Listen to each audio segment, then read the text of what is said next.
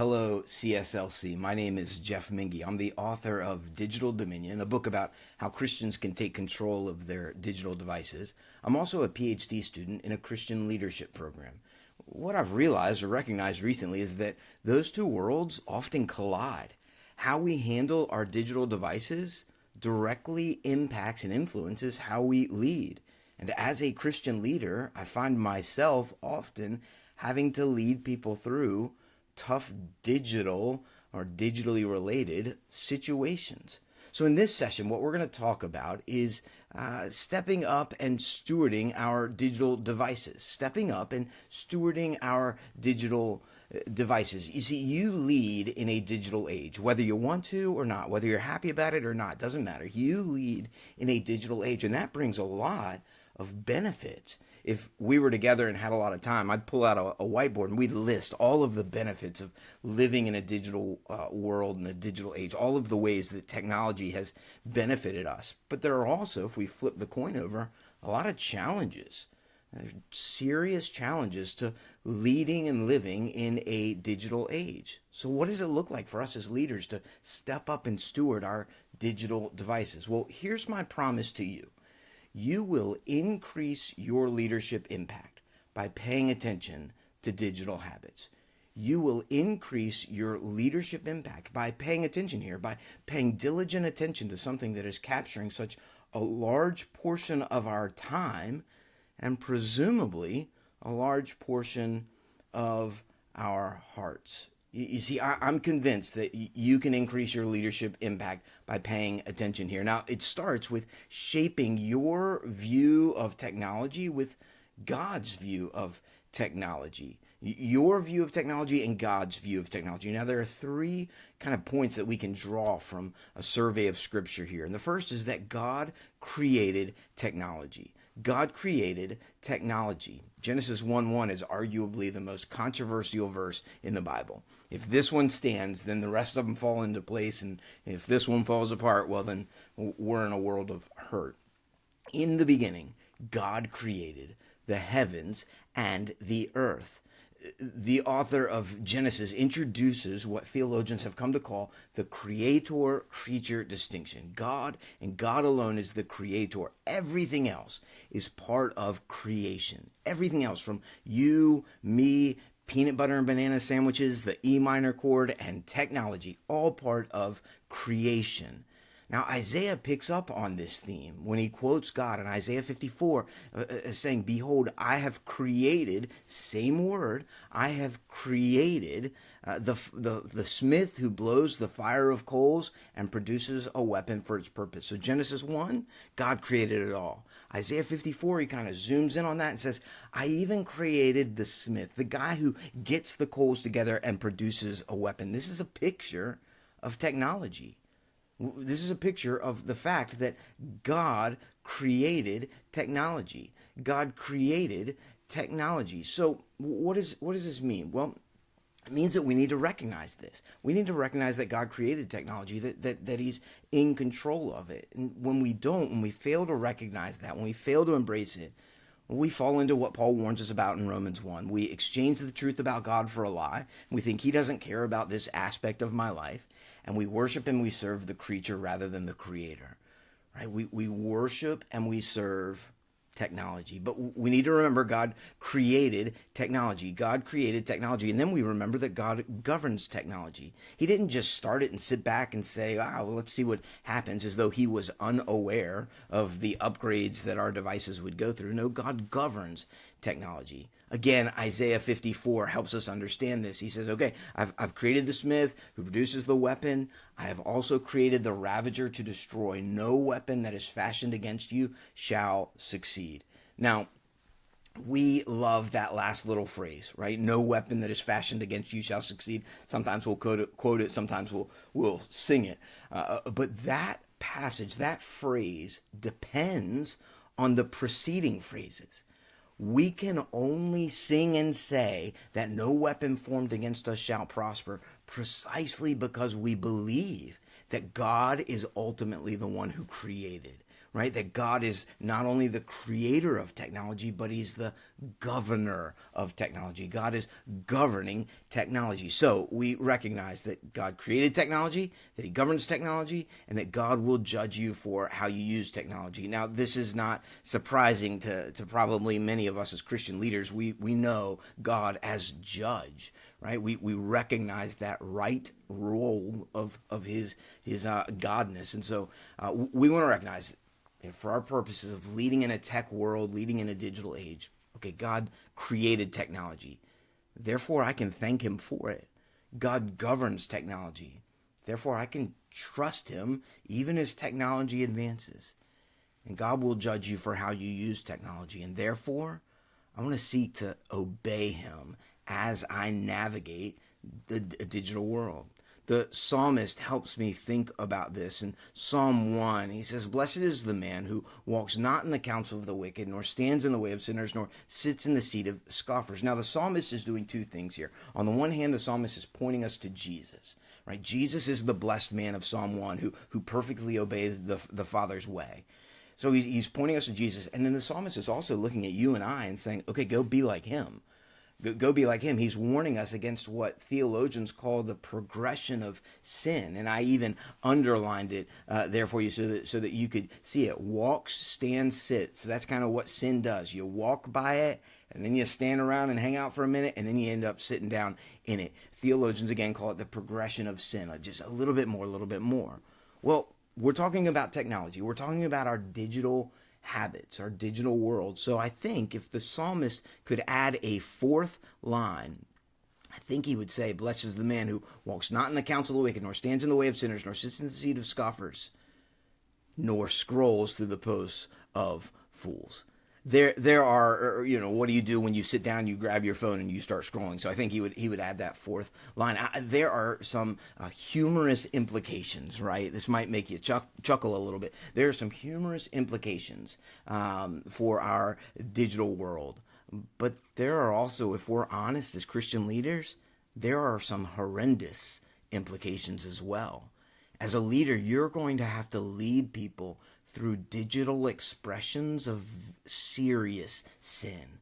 You're going to have to sit down and have hard conversations about internet pornography and about addiction to cell phones and devices. You're probably going to have some conversations with people who have developed inappropriate relationships with chatbots.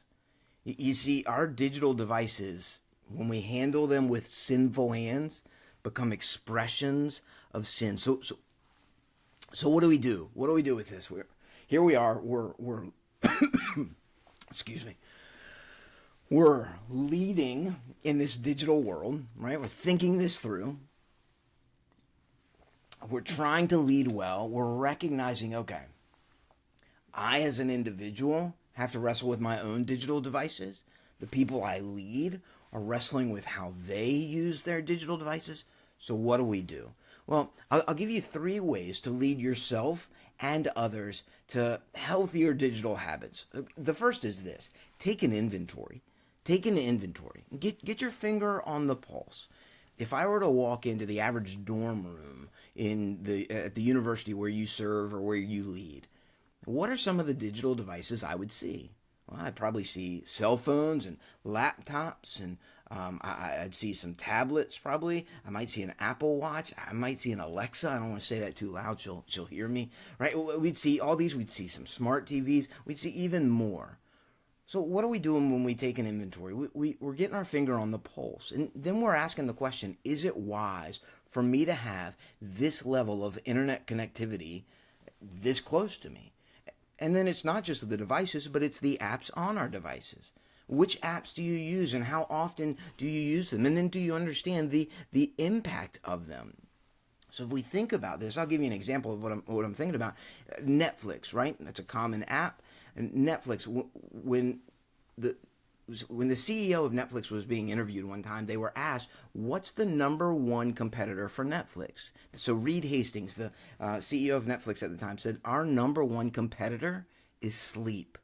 Netflix is designed to keep you from going to sleep. They lose money when you go to sleep. That's why when you watch an episode of Netflix, and an episode ends, this little red bar comes up at the bottom right-hand corner of the screen, not that I know, and it says next episode starting in 5, 4, 3, 2, and you're thinking, well, I was going to go to sleep, but the next episode started, so I guess I'll stay awake. Now, how different is that from the Lord gives to his beloved sleep? So when we talk about taking an inventory, we're talking about getting our finger on the pulse of how many devices I have, how I use them, how many apps I have, how much I use them, and then how they're shaping me. How they're shaping me. You as a Christian leader need to be aware of how your digital devices are shaping you and shaping the people you lead. Because again, my promise is that you will increase your leadership impact by paying attention here. So we take an inventory and then we leverage our devices for ministry and missions. If you and I think that our devices are nothing more than a distraction from the mission, and we don't realize that they could be tools for the mission, then the problem is not with our devices. The problem is with us. There are many benefits of technology, right? We have faster access to information. I mean, conferences just like this one depend on digital devices. We can communicate with people very quickly. If you need to get in touch with somebody in your small group or in your ministry or somebody that you lead, you can do that digitally very quickly. It opens up worlds of content creation, and you can create content and engage people very easily. So we recognize that we can leverage our devices for ministry and missions. I wonder, what can you do as a Christian leader because you lead in a digital age? Right? What can you do today that if you led 300 years ago, you wouldn't be able to do? Well, man, what an opportunity we have to leverage our devices for ministry and mission. Now, there's one more point I'm going to give you as far as how to lead yourself and others to digital health. But before we get to that third point, I want to show you a tool. This is the device management matrix. If you're familiar with Stephen Covey's time management matrix, this is sort of a spin on that. And it asks the question, am I being reactive or proactive with my devices? Right? How many push-through notifications do I have? Which ones do I allow? How do I navigate this? What am I reacting to? Or am I being proactive? And then on the other axis, the horizontal axis, am I wise or am I foolish? Am I wise or am I foolish? Now, in my best moments, I'm obedient. I'm proactive and wise. I'm using my devices. I recognize that they are tools for the mission. But I often get busy, right? And I think, I can always get more done, and my digital devices become a means to more, and that's not always good. Now, again, in a positive way, I'm connected, I'm available. Now, that can be good and bad, right? Sometimes we don't need to be connected to everybody, available to everybody. But in my worst moments, I'm at best distracted, and at worst just disobedient. And I'm bored, so I'll scroll. And I'll pick up my phone and I'll start scrolling through, Instagram or whatever. There's a fair bit of irony that many of us avoid hard work by scrolling through pictures of other people avoiding hard work. There's just something funny going on there. But I want you to just look at that device management matrix and ask right now, where would you say you are? If you had to land in one of those quadrants, where would you say you are? And again, we're moving people, so you probably bounce between a couple of them. But use this tool to help you just kind of keep your finger on the pulse.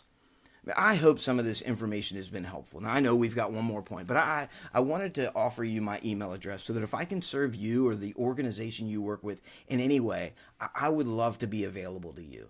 Right? I would love to be connected. Now, I want to be careful because I just showed you that matrix. But there's my email address, jwmingee@gmail.com. Feel free to reach out to me. I'd love to see how I can serve you and serve the organization that you lead with. Okay, so if we're going to leverage, if we're going to lead ourselves and others to healthier digital habits, what was the first point? We take an inventory, right? We get our finger on the pulse.